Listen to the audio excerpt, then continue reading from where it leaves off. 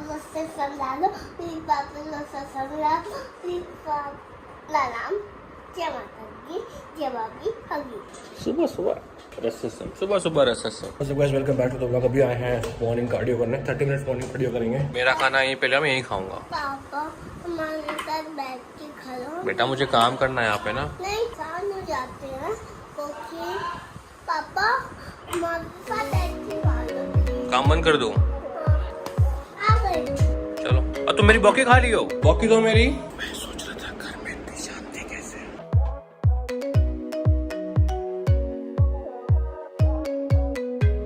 पगला गया, पगला गया। हटिया हटिया। माँ माँ माँ वो देखो, माँ 1 2 3 वो गई।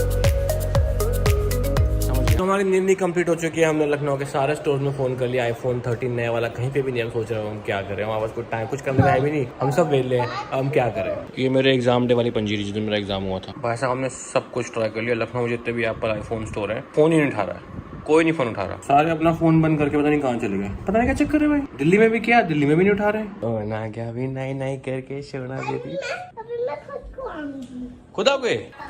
नहीं नहीं तल लिया भाई, सोना लग रहा है बहुत। रशु आज बाहर जाएंगे पार्टी करने, डिनर बाहर करेंगे, ठीक है? बल्ले बल्ले, शाबाश। होमवर्क कर ले पहले, चुपचाप भाग ले। चल चल चल चल। कोई फायदा नहीं है। दिल्ली में भी नहीं है क्या अवेलेबल? दिल्ली में हर जगह कॉल कर लिया, दिल्ली में भी नहीं है। बहुत सोना लग रहा है, दोनों की सेम सोनाशी से सेम। आज मेरा मन कर रहा है आप लोगों से एक बहुत ही इंपॉर्टेंट, एक बाल का ठीक करके जो इंपॉर्टेंट बात करो तो बाल अच्छे लगने चाहिए। ये जो मेरी शॉर्ट्स है ना, ये मैंने अपने पहले कॉम्पिटिशन में बनाई थी, उसका पहनी नहीं, तो चलो तो यूज़ कर ले।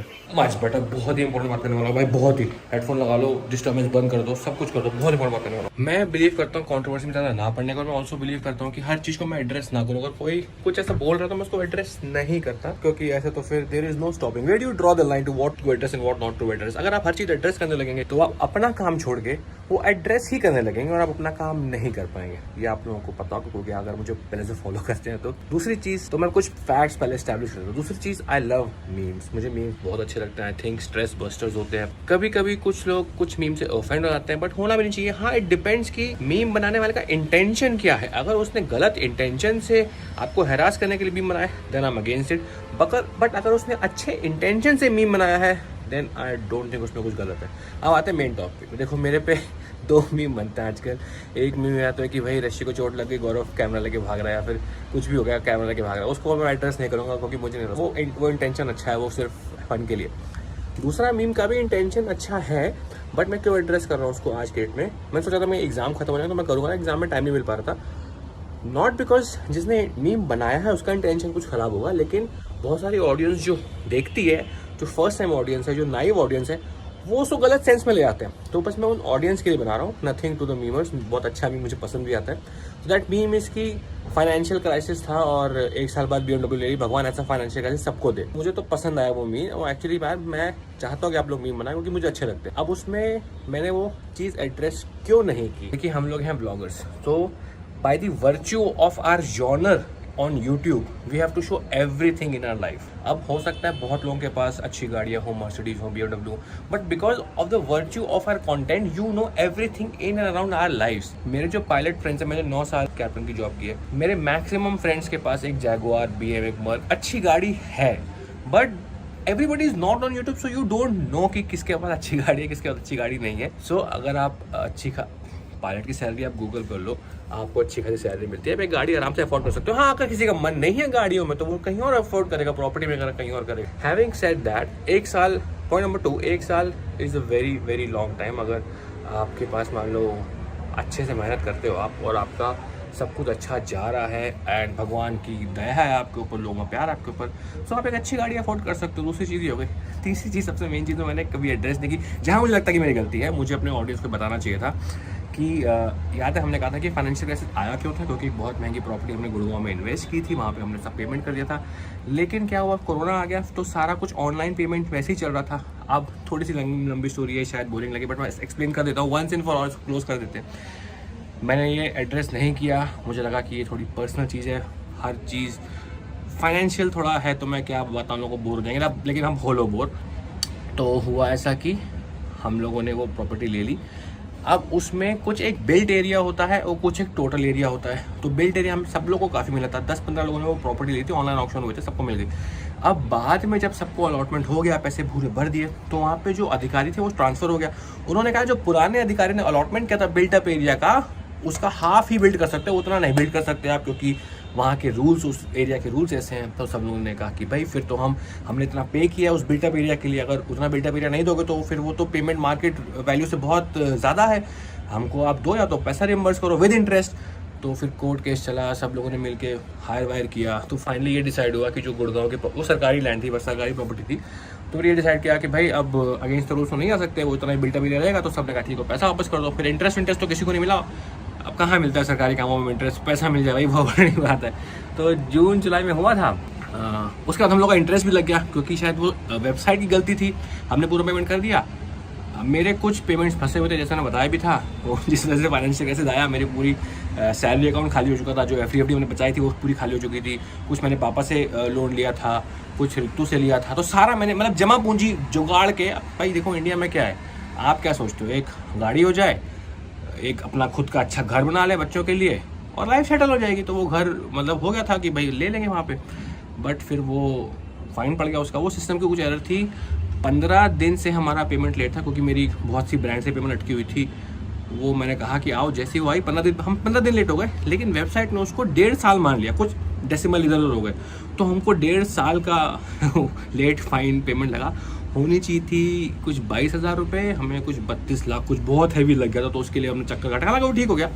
तो मैं कहना ये चाहता हूँ कि तो हमारी सारी जमा पूंजी लग गई। और उस समय तो फाइनेंशियल क्राइसिस हो ही गया था ना भाई, क्योंकि आपके पास and also financial crisis is different for different people. आपको समझना पड़ेगा, आप ये कंपेयर नहीं कर सकते कि हो सकता है अंबानी के अकाउंट में जब सिर्फ 20 करोड़ रुपए हो तो उसके लिए वो फाइनेंशियल क्राइसिस हो, किसी के अकाउंट में सिर्फ 500 रुपये हो तो उसके लिए वो फाइनेंशियल क्राइसिस हो, किसी के अकाउंट में सिर्फ 1.5-2 लाख रुपये हो तो उसके लिए फाइनेंशियल क्राइसिस हो। सबके लिए अलग अलग होता है। तो जब हमारा सारा वो चला गया अकाउंट से पैसा, तो it was a financial crisis for us, because उस समय मेरी जॉब भी चली गई थी, तो स्टेबल इनकम भी नहीं थी।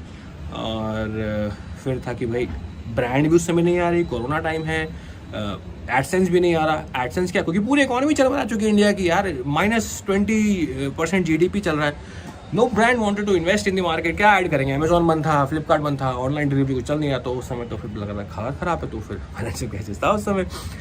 अब व्हाट हैपेंड देन, बाद में वो सबने जब केस वेस कर दिया लैंड के ऊपर, the entire money came back, then chunk of money came back, but then it came back. तो फिर हमने सोचा कि क्या करें। From that money we bought the car, and this is the story of that car, not that कि financial crisis आया आप उसके बाद गाड़ी ले ली, that entire money came back. So I wanted just to address this issue to some people who might know and who might think कि दिमाग में हज़ारों हज़ार चीज़ आती है, just that, otherwise और कोई टेंशन की बात नहीं है।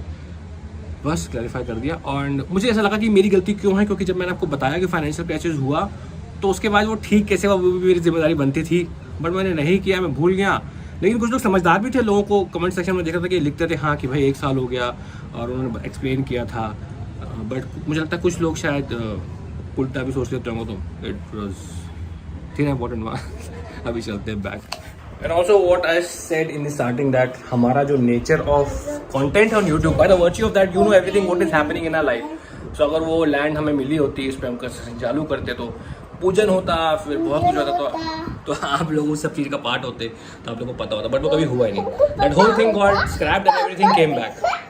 जैसे ही हुआ मैंने ऋतु को पैसा, ऋतु को पापा का पैसा पापा को, लेकिन उसमें भी लॉस हुआ बिकॉज हमें कोई इंटरेस्ट नहीं आया। That huge sum was away, that huge sum was away for June, July, August, September, October, November, around 7 months.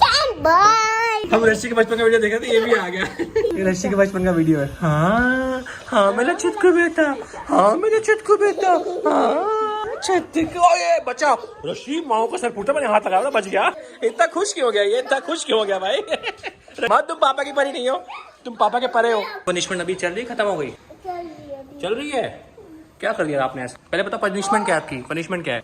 दो बार लिखेंगे 1 2 3 4। मम्मा को क्या नहीं करने दे रही? मम्मा वो नहीं करने दे रही। क्या? वीडियो नहीं दिखाने। नो वीडियो, नो पनिशमेंट है ना। हाँ। मम्मा पनिशमेंट कब तक चलेगी? आज रात तक, आज रात को भी 2-3 बार और लिख देगी, फिर ठीक हो जाएगी। चलो फिर लिख देना, ठीक है। गोइंग टू द जिम, लेकिन ये पूरे इस रोड पे ये आप देख रहे हैं लाइट्स ब्लिंक हो रही हैं, पता नहीं सारी लाइट्स ऐसी हैं भाई, और ऐसे ना डिस्को लाइट्स लगती है, लेकिन मुझे तो चक्कर आता है, मुझे लगता है कि गाड़ी चलाने में थोड़ी डिफिकल्टी होती है मेरे को। मजे भी आते हैं, मजे कब आते हैं बताता हूँ आपको, जब गाड़ी में कोई गाना बज रहा हो और उस गाड़ी के गाने के बीच के साथ ये लाइट सिंक हो जाए ना, फिर मजा आता है। लेकिन भाई थोड़ा सा डेंजरस भी है, क्योंकि sometimes in the road is pitch black ना, और ऐसे टक टक टक होती है ना, तो थोड़ा सा इल्यूजन होता है। Workout is done. सैटरडे को एक चीज बढ़िया रहती है, जिम खाली रहता है, सब लोग पार्टी करने आते हैं, जिम खाली रहता है, मस्त वर्कआउट होता है भाई। ब्लॉग को करते हैं यहीं पर समाप्त। कल हम निकल रहे हैं मुंबई, और कल का ब्लॉग फिर कल ही देखना मुंबई में क्या करने आ रहे हैं। काफ़ी एक्साइटिंग चीज़ें, काफ़ी सारे यूट्यूबर्स आ रहे हैं वहाँ पे, साथ में कुछ मस्ती करेंगे। And see you bye, take care, अपना ख्याल रखें एंड जय हिंद। आज रशी सुबह से ऑफिस में आके अपने आप पोलाइटली प्लीज पापा रेसेसम ला लो, मैंने कहा अपने आप पोलाइटली क्यों बोल रही है। बाद में पता चला कि पनिशमेंट चल रही। मम्मी कह रहा आज नो वीडियो, तो शाम को मम्मी को कहती है मम्मा अब मेरी पनिशमेंट ख़त्म हो गई कि और है। मम्मी कहती है अभी और है। इतने प्यारी लग रहा मेरे को, बच्चे से ही मैं भगवान का रूप बोलते हैं।